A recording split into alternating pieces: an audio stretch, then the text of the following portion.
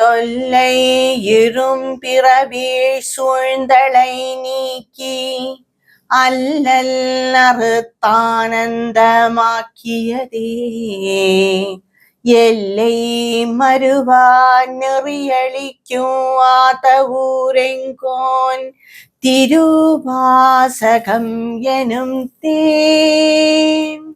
திருச்சிற்றம்பலம். நாம் திருவாசகத்தின் 3வது பாடலான திருவண்ட பகுதியின் விளக்கத்தை பார்த்து கொண்டிருக்கிறோம்.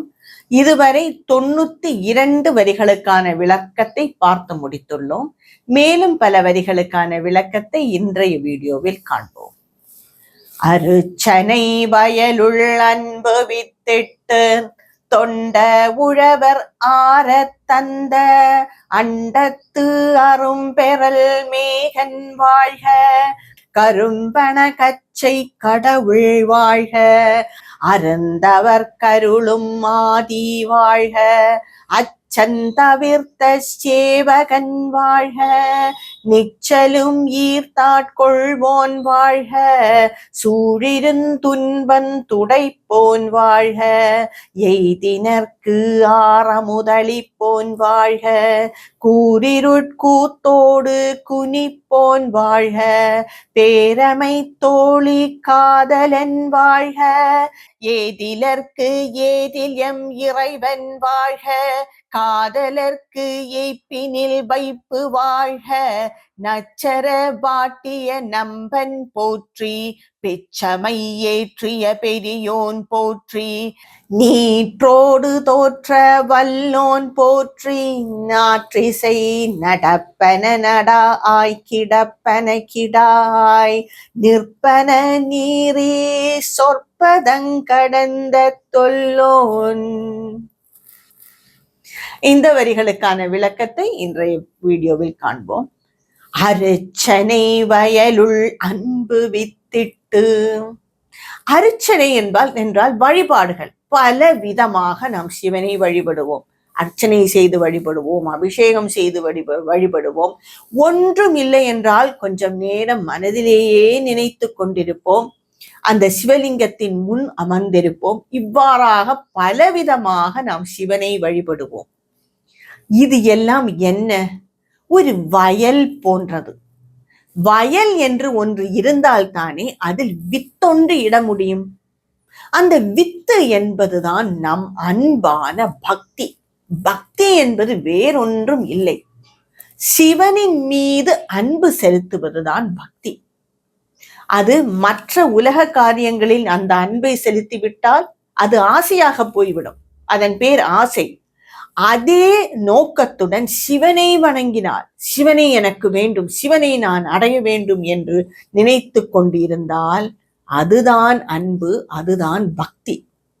இந்த பக்தியை எவ்வாறு நாம் வெளிப்படுத்துவோம்? ஏதோ ஒரு பூஜை செய்ய வேண்டும், ஏதோ ஒரு புஷ்பம் எடுத்திட வேண்டும், ஒரு அபிஷேகம் செய்து பார்க்க வேண்டும். இல்லை, சில பேர்கள் வீட்டிலேயே இன்று சிவலிங்கம் எல்லாம் வைத்திருக்கிறார்கள், சின்ன சிறியதாக வைத்திருக்கிறார்கள், அதில் அபிஷேகம் செய்து மகிழலாம். இந்த அன்பை வெளிப்படுத்துவதுதான் இந்த பக்தி.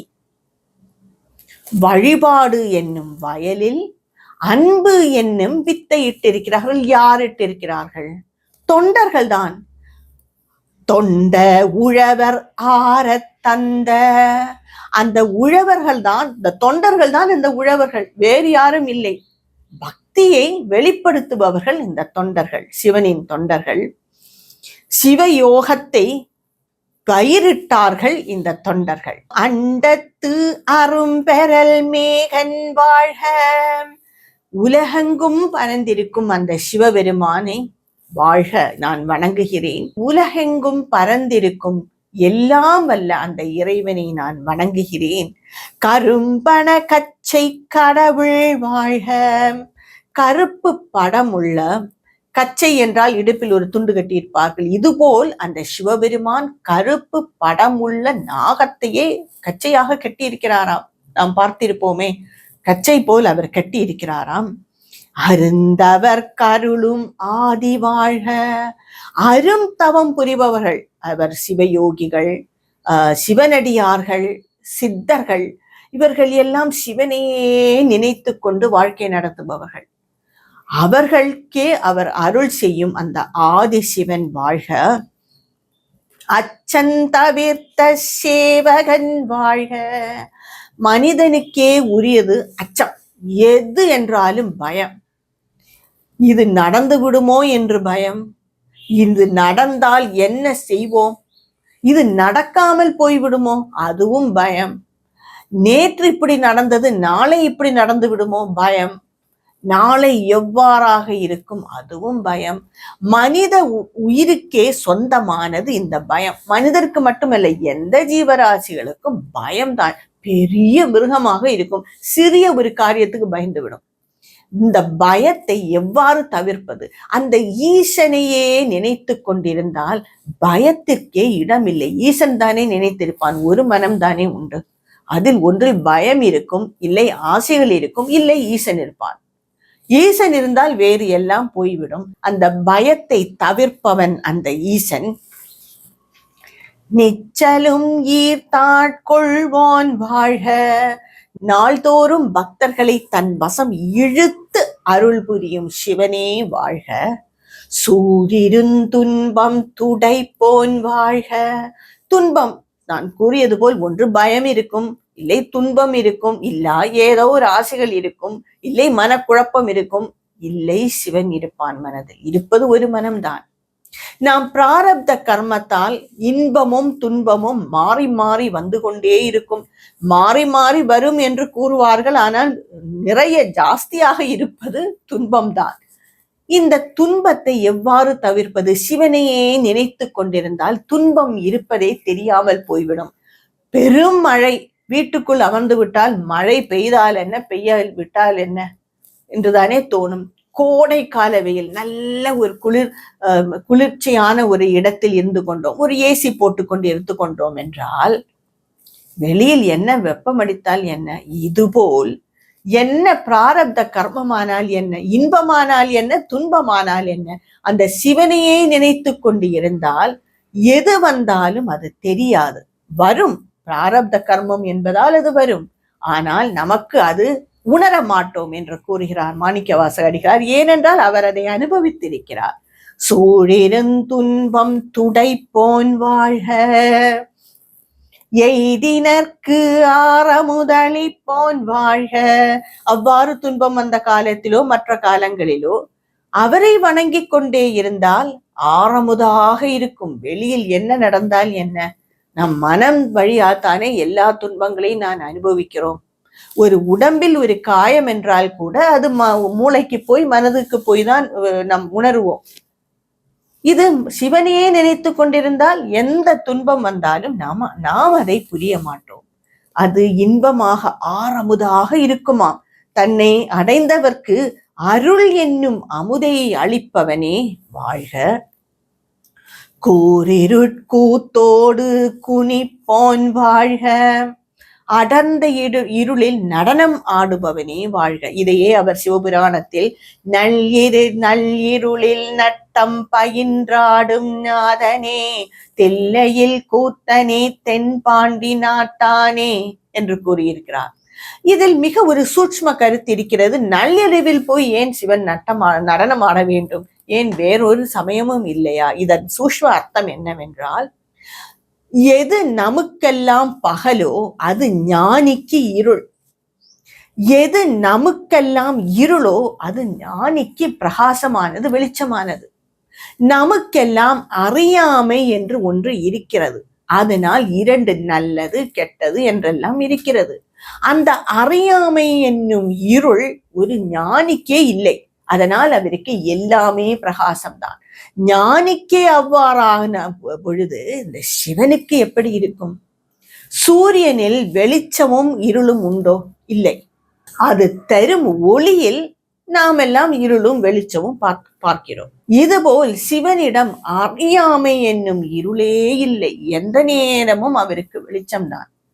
நமக்கெல்லாம் நடு ராத்திரி என்றால் அது இருளாகிவிடும்.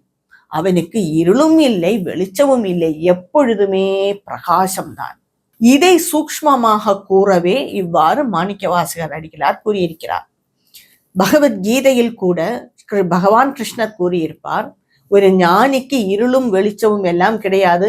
நமக்கெல்லாம் எது இருள் என்று நினைக்கிறோமோ அதே அவனுக்கு வெளிச்சம்.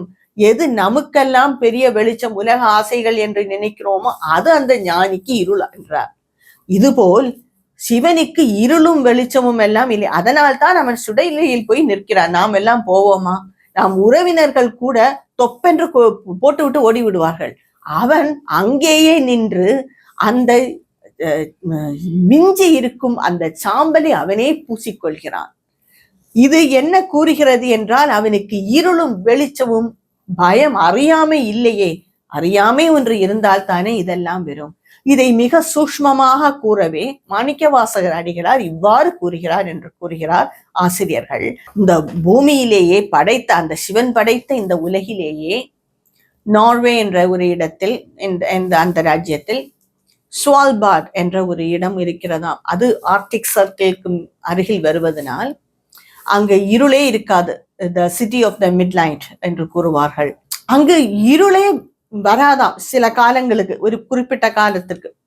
அதனால் அவங்களுக்கு அந்த டைம் லிமிட்டே இல்லை. நமக்கெல்லாம் ஒரு 5 மணி 6 மணி ஆனால் ஆபீஸ் எல்லாம் அடைத்து விடும். அவர்களுக்கு எந்த நேரம் வேணும் என்றாலும் போகலாம். ஏனால் இருளே வராதே. இருள் ஒன்று வந்தால்தானே இந்த ஒரு வரம்பரை.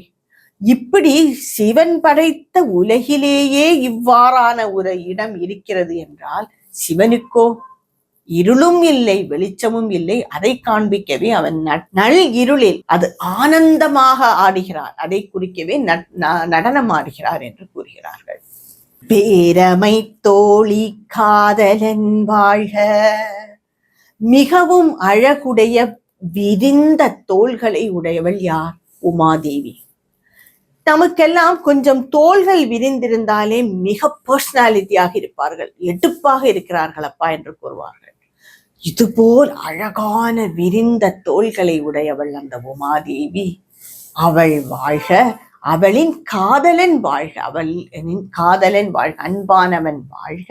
எதிலற்கு எதிலாம் இறைவன் வாழ்க. தன்னை வணங்காதவர்களுக்கு கூட ஒரு துன்பமும் அவர் செய்ய மாட்டார். அவருக்கு தான் அறியாமை இல்லையே. நமக்கு அறியாமை ஒன்றும். அதனால் நம்மை யாராவது ஒன்று கோவித்து விட்டார்கள், நாம் முகம் கருத்து போய்விடும். அவருக்கு அதெல்லாம் இல்லை. தன்னை வணங்கினாலும் சரி வணங்காவிட்டாலும் சரி கண்டுகொள்ளவே மாட்டார். வரம்பரை இல்லாதவன் சிவன். அவனுக்கு ஒன்றுதான் உண்டும், அவன் மட்டும்தான் உண்டும், வேறு என்று இல்லை. நமக்கு வேறு என்று உண்டு. வேறு என்று ஒன்று இருந்தால்தான் இந்த பழக்கம் எல்லாம் வரும். காதலர்க்கு எய்ப்பினில் வைப்பு வாழ்க. காதலர்கள் என்றால் பக்தர்களுக்கு கிடைக்காததை கொடுப்பவனும் அந்த சிவன் தான், கொடுத்ததை காப்பதும் அந்த சிவன் தான். இல்லை என்று இல்லையே ஒன்று வைக்கவே மாட்டான் அந்த சிவன். சிவ பக்தர்களுக்கு இல்லையப்பா எனக்கு என்று ஒன்று இருக்கவே இருக்காது. யோகமும் க்ஷேமமும் அவன்தான். பெரியோர்கள் கூட வாழ்த்துவார்கள், யோகமாக இரு, க்ஷேமமாக இரு. இல்லாதது கிடைப்பது யோகம், கிடைப்பது நிலைத்திருப்பது க்ஷேமம். இதை காப்பவன் சிவன். நச்சர பாட்டிய நம்பன் போற்றி. நச்சுடைய பாம்பை ஆட்டிய நம் பெருமானுக்கு வணக்கம் என்று கூறுகிறார். பிச்சமை ஏற்றிய பெரியோன் போற்றி. என்னை பித்தனாக நீ மாற்றி விட்டாயப்பா என்று கூறுகிறார் மாணிக்கவாசக பெருமான். பக்தி முத்து விட்டால் பித்தனாகி விடுவோம், பைத்தியக்காரர் போய் ஆகிவிடும். மற்றவர்களுக்கு அவர்களுக்கு தோன்றும். ஏனென்றால் சிவ பக்தர்கள் வணங்கிக் கொண்டே இருப்பார்கள். தாரதாரையாக கண்ணீர் வரும். என்ன காரணம் என்றே தெரியாது. தானாகவே சிரிப்பார்கள், தானாகவே சுற்றுவார்கள். சிவ யோகிகளுக்கு இதெல்லாம் ரொம்ப சாதாரணம். ஏதோ புலம்புவார்கள். ஆனால் அவர்கள் புலம்புவதில்லை, மனதில் உள்ள சிவனிடம் பேசுகிறார்கள். நமக்கு தோன்றும் பித்தன் போல் இருக்கிறார் என்று. இப்படி என்னை பித்தனாக நீ மாற்றிவிட்டாய் சிவபெருமானே என்று கூறுகிறார். நீற்றோடு தோற்ற வல்லோன் போற்றி. திருநீற்றை திருமேனியில் அணிந்திருக்கும் அழகனை போற்றி என்று கூறுகிறார். நான் கூறியது போல் நாம் எது மிச்சம் இருக்கிறதோ அதை சிவன் ஏற்றுக்கொள்வான். இந்த பிரபஞ்சம் முழுவதும் அழியும் போது சாம்பல் தான் மிஞ்சும். அதையே அவர் கொள்வார் என்பதை காண்பிக்கவே இந்த திருநீர் அணிந்திருக்கிறார் சிவபெருமான். அது யாரானாலும் சரி, பக்தனானாலும் சரி, பாவியானாலும் சரி, அவன் ஆத்மா சிவனோடு சேர்ந்து விடும். பிரளய காலத்தில் சரி, மற்ற பக்தர்களானால் பிரச்சனையே இல்லை, சிவனுடன் சேர்ந்து விடும். பாவியானாலும் கூட பிரளய காலத்தில் சிவனிடம்தான் அந்த ஆத்மா சேரும். இந்த ஸ்தூல உடம்பு என்னாகும்? சாம்பலாகிவிடும். அதையும் அவன் ஏற்றுக்கொள்வான். திருநீற்றை அழகுடன் தோன்றுபவனே போற்றி. நாற்றிசையேன் 4 திசைகளிலும் நடப்பன நடா ஆய் கிடப்பன கிடாய். நடப்பன எல்லாம் நடந்து போவது, மூவிங் ஆப்ஜெக்ட்ஸ் என்று கூறுவார்களே, நாம் எல்லாம் நடப்போம். கிடப்பன என்றால் பாறைகள், மலைகள் அங்கேயே கிடக்கும். இதற்கும் சக்தி தருபவன் அந்த சிவன். நடப்பதற்கு சக்தி தருபவன் சிவன், புரிந்துவிட்டது. கிடப்பதற்குமா சக்தி வேண்டும்? வேண்டும். பாறையாக எத்தனோ ஜென்மம் அது இருக்கிறதே, அதற்கும் சக்தி கொடுப்பவன் சிவன். நிற்பன நீரே. சரி, நடப்பதும் கிடப்பதும் மட்டுமா இந்த உலகத்தில்? நின்று கொண்டே அசைகிறதே மரம், கொடி, செடிகள் எல்லாம். இது எவ்வாறு? சிவனின் சக்தியால். அதற்கும் சக்தி கொடுப்பவன். இந்த பிரபஞ்சம் முழுவதும் உள்ள இருப்பதற்கும் நடப்பதற்கும் நின்று கொண்டே அசைவதற்கும் சக்தி தருபவன் அந்த ஈசன். சொற்பதங்கடந்த தொல்லோன். இவ்வாறான சிவனை சொற்களால் வர்ணிக்க முடியாதப்பா, இதை அவன் கடந்து விட்டான் என்று கூறுகிறார் மாணிக்க வாசக அடிகளார்.